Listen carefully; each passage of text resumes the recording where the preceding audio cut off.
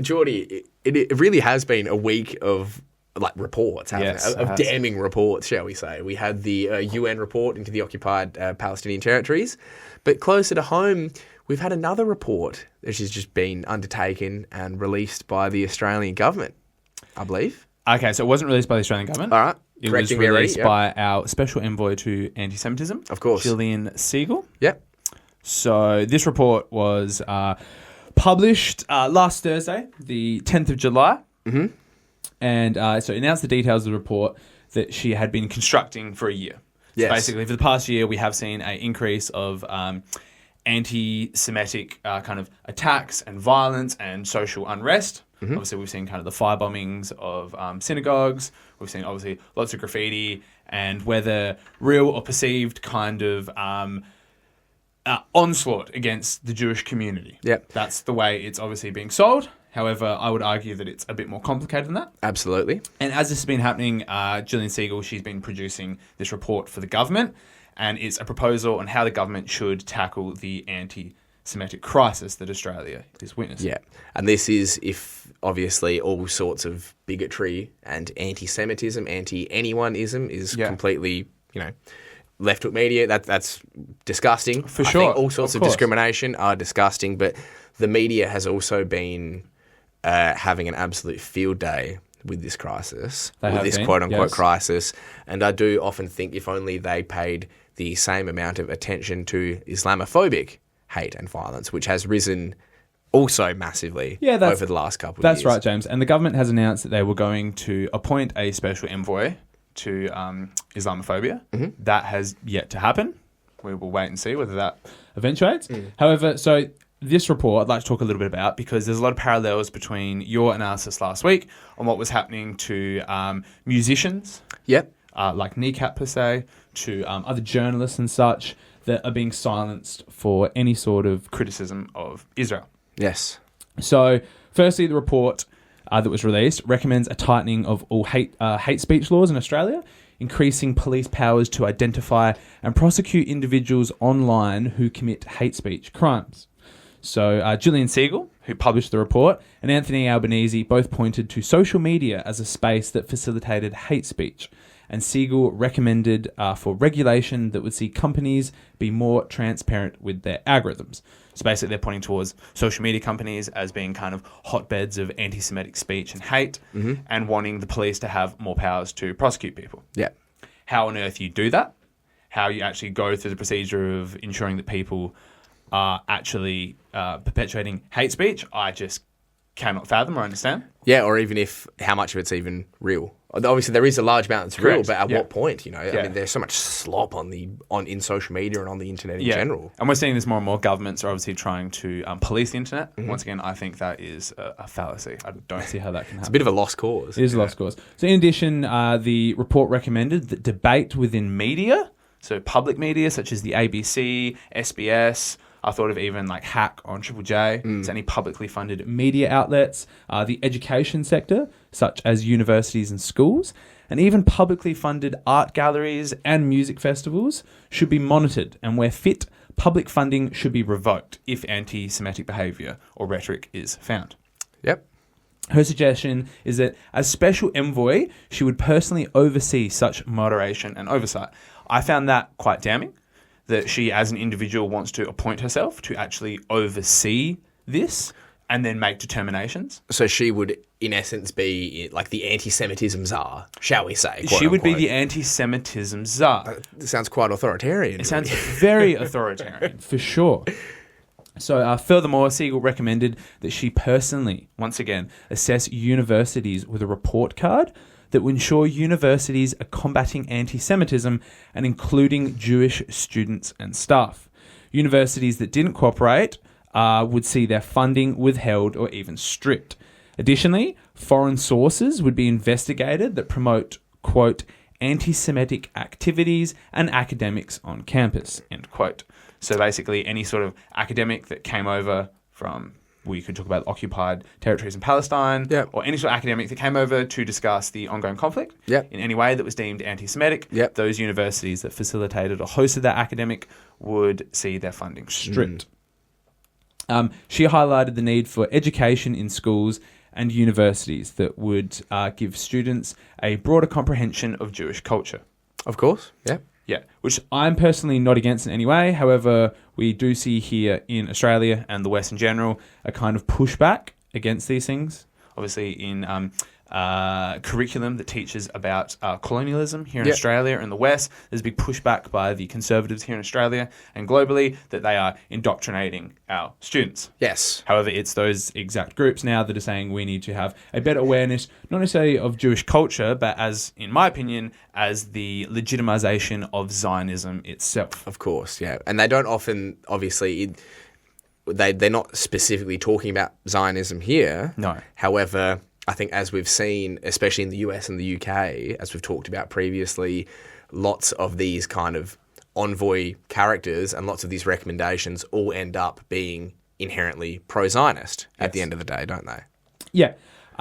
So the most alarming recommendation, in my view, is that individuals seeking visas should be screened for anti-Semitic views, and those found guilty would face cancellations or even deportation. And from my understanding, that would also bleed over to people on visas here in Australia that haven't got citizenship, that are potentially protest for whatever way, that could be seen as being anti-Semitic, having their visas stripped and deported. And that became a point of contention in the federal election, where we saw Dutton stand up and said that he wanted powers to deport people from Australia that were protesting against the onslaught. I'm not trying to smile, but this seems to be mirroring exactly what's happening in the United States at the moment. Well, James, it's funny you say that because that is exactly what some journalists and civil rights groups have been coming out and saying, is that this really does mirror what is happening in Trump's America. Of course.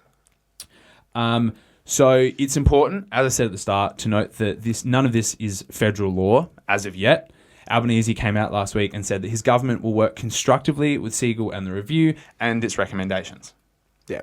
So they haven't taken anything. That this is all just recommended so far. This is her report that is being recommended to the government, and then the government will analyse it and look at it. It's important to note that Susan Ley, leader of the opposition, of the Liberal Party. Who? Sorry, Susan. Who? Sorry. She has come out and basically said that the government should adopt the entire report, take it very seriously, and push through its recommendations as soon as possible. Yeah. That should not surprise anyone. So, while on the surface, such recommendations seem rational, they are simply trying to combat anti-Semitism, which the media and our political class insist is a national crisis which must be addressed. Well, I personally, and you, James, I imagine, are for cultural awareness and trying to combat blatant racism or any form of bigotry. This is hardly the intention of the report and the actions of Segal. And the reason this is because the report recommends that all levels of government, from state to local and federal, and universities and the education sector, adopt the International Holocaust Remembrance Alliance definition of anti-Semitism, which states that the following acts could be perceived as anti-Semitic. So I actually went onto the website and found these. So such acts that I will now read out will be deemed as being anti-Semitic. This is drawing any comparisons of contemporary Israel policy to that of the Nazis in World War II, accusing the Jews as a people or Israel as a state of inventing or exaggerating the Holocaust, accusing Jewish citizens of being more loyal to Israel or to the alleged priorities of Jews worldwide than to the interests of their own nations, and denying the Jewish people their right to self-determination. Example, by claiming that the existence of a state of Israel is a racist endeavour. Interesting. So those 4 points are very murky because they do, in my opinion, relate back to any form of criticism of Israel as being labelled as anti-Semitic. Yes. So last week, the Australian Associate Press reported that the Progressive Jewish Council has labelled the report as dangerously unclear, and such recommendations risk censoring criticism of Israel. The council's executive officer, Max Kaiser, warned that the report, quote, read more like a blueprint for silencing dissent rather than a strategy for building inclusion, end quote. It does sound like it from what you just told me then, yeah.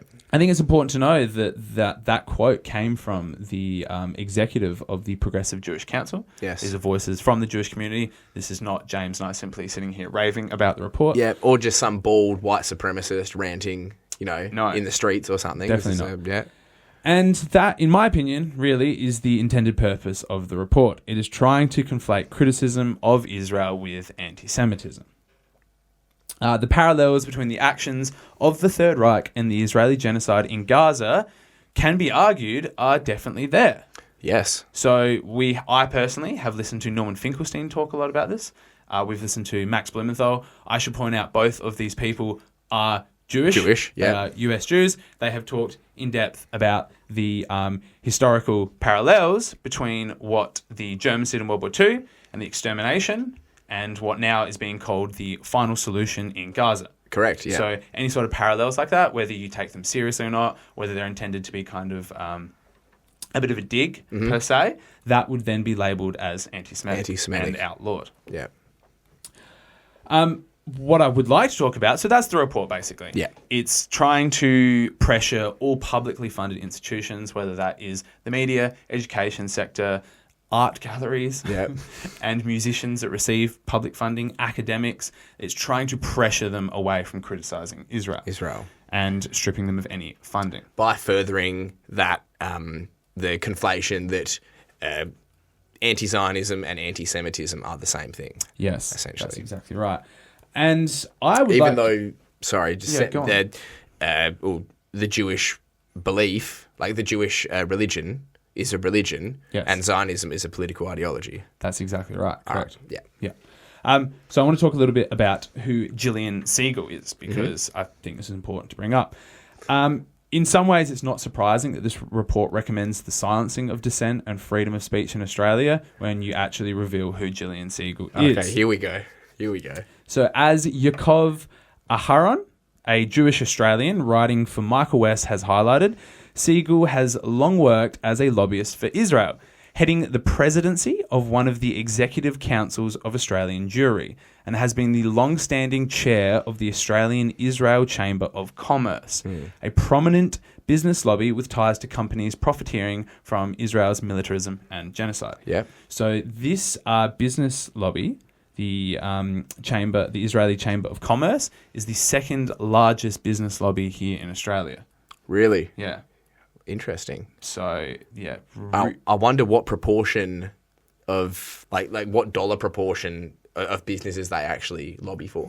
It's a good point, James. A very good point. Because if, for example, if they're bigger than the mining lobby, for example, then I think that is a massively disproportionate size of their lobbying effort. So from my understanding, the largest business lobby here in Australia is the Business Council of Australia. Yes, there you go. This lobby is the second.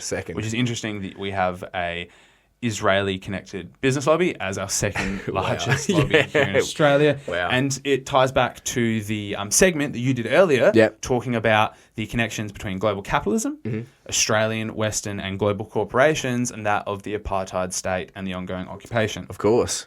This exemplifies it. And that's how this helps perpetuate that system. Yeah, that's right. Course. And so Jillian Segal has been has had some unsavoury speeches, to say the least. She has been very outspoken against any of the Palestinian protests here in Australia. In a speech after October 7th, Segal was quoted saying that the barbarians have breached the gate. Ah, yes. And even called for Australians who burned an Israeli flag to be prosecuted by law, noting that burning a flag here in Australia is not illegal. Of course. So that's who Jillian Segal is. You could, I would argue that she represents the interests of Zionism. She is a prominent Israel lobbyist. Yep. And she has been awarded a position to provide policy to the Australian government. Well, that's quite transparent though, isn't it? Like her whole position. It is, yes. She maybe could have tried to obfuscate her past a little bit, but I guess all the information's out there, so Yeah. we know in whose interest she is serving, unfortunately. That's right. And is there out in the open, James? Like, people always talk about like lobbyists and how they work, and it becomes this kind of like murky endeavor if you think about these lobbyists and groups existing within, say, Washington or Canberra. They're kind of these faceless people that walk around. We think of like smoky backroom deals, That's right, handshakes, under the table envelopes, that sort of stuff. No, like the report's blatant. Jillian Segal is up there. Her positions inside the Israel lobby are well described, well demonstrated, and I find it very damning because if you were to have any other state, for example, we might use Saudi Arabia, or we could use China as an example. Yep. And if we if they had lobbyists working for them that were openly advocating policies in the national interests of those states to our government, people would be outraged. And if you had the media, again, covering it as and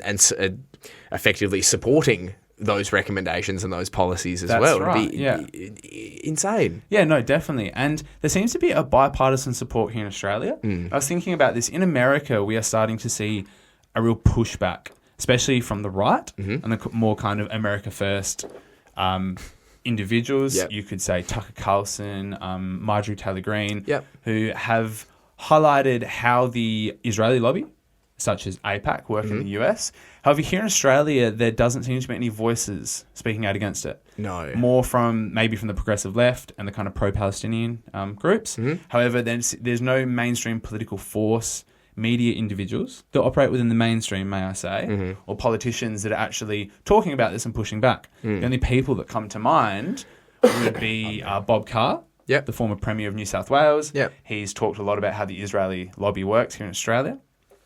And I find it very damning. I really do. And we do have independent media figures, your Michael West type characters, Anthony Lowenstein. I've even seen Friendly Geordies, touch upon the subject a little bit. So there is a growing awareness, but it hasn't reached that critical mass. Or into the mainstream like it has in the US, which I find interesting. It seems to be that in the US that it's come to almost a boiling point now. Yes. Where people are openly talking about AIPAC being registered as a foreign entity and such. However, here in Australia, we have lobbyists representing the interests of a foreign nation working in the open. And there doesn't seem to be much discussion in the mainstream media, may I say, about this. But even then, you say, like, any foreign nation, I guess just on purely kind of on the first principles, any foreign nation, apart from Israel, acting in such position with influence on our government, you would have a right to be suspicious of, let alone a foreign government